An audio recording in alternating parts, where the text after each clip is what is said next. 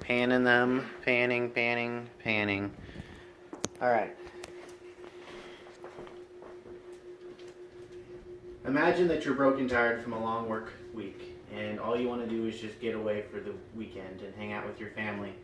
For most people, that's just not just an imagination, that's the reality of it. A few times a year, everybody gets the nice long weekends, nice 3 and 4 day weekends, and we should do stuff other than just watching Ghost Adventures and doing some laundry. We should get away. So I'm going to go ahead and explain to you how to plan a quick weekend getaway without breaking the bank. So for one, the first thing you want to do is book a flight or figure out if you're driving or what. If you guys are like me and my family, we have to drive. We could not afford plane tickets for 5 people. So we have to drive. So what we do is generally we pick, obviously Topeka, and we pick about 4 or 5 hours out and decide where we want to go. We have been all over, and we definitely have really enjoyed it. And you know, road trips, you get music, you get games, everything is a lot of fun. Next, if you do want to fly, it's just you and your spouse, you and the girlfriend, you and the boyfriend. You guys can use Expedia. Expedia has been really good to us too.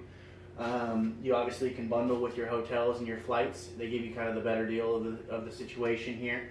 And the nice thing is you can play with the dates a little bit. If you were to leave the night before or the day after, you can work with it, see what best deal you can get. A new thing that I found while I was looking at apps is an app called Skyscanner. And Skyscanner is really cool because it is the only one that I know of where they have an option for going anywhere. And I think that's really cool because you can figure out what's going on this weekend and where the cheapest flight is too. They have flights to Spain for 50% off and flights to Cancun for 75% off and all kinds of wonderful things. So it's really worth looking into if you're that adventurous type who really wants to get away. So the most important thing is to estimate the time of travel and the cost. And remember about if you have kids that it's going to triple, quadruple if you have kids. Okay, the next point is the hotels. The hotel costs, like I said earlier with Expedia, can really eliminate some of the costs. But if you're just driving through, we like to look at hotels in the city. We like to look at hotels in the suburbs. We like to see what's around the area. So when we go to Des Moines, we like the downtown area, but it's very expensive to stay downtown. But if you go outside of town 10-15 minutes, you're going to save almost half of what the cost is to stay in the downtown area. So it all depends on your money play that you're about to be using. But you can get a hotel for about $50 a night at like an Econo Lodge, and they're relatively nice, and they have a pool and all the things that kids love.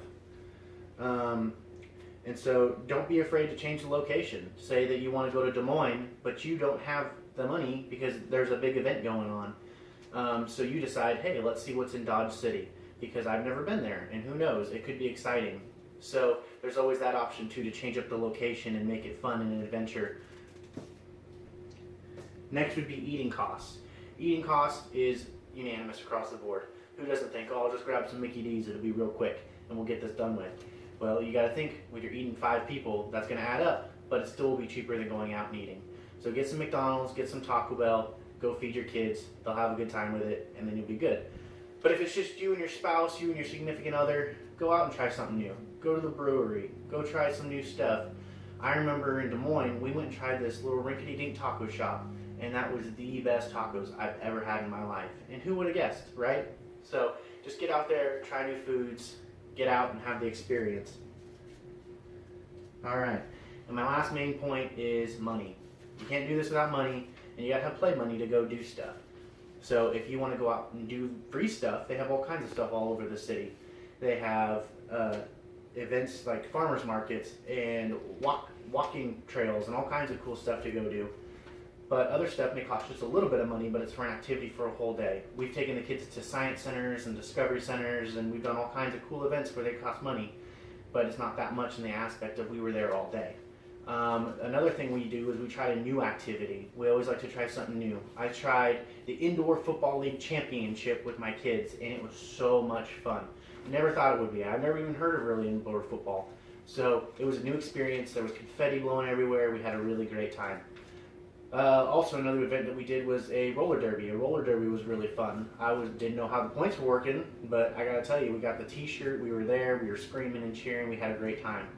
We also did ghost tours. We've done ghost tours in Nebraska, we've done ghost tours all over Kansas, we've done ghost tours in Colorado. We've had a really, really good time with those too, and they're always really fun. So don't be afraid to try a new experience and make sure you're having a good time. So to my family, memories are important. When my kids are sitting down at the dinner table with us and they tell me, hey, remember that time we went to Texas and sat late at the beach? Remember that time that we went to Mount Rushmore and had the cabin? Those mean the world to me, because you're not going to be around forever, and as long as I can keep good memories with them, that's what I want. According to the website Stuffed Suitcase, there's 5 reasons why your family and your children should travel, and it improves problem-solving skills, they say, social skills, and it gives them a cultural difference from what they're used to, which I think is all really good experiences and differences to have. So I just wanted to explain to you guys how easy and how important it is to get your family out and travel on those short weekends. Thanks, guys.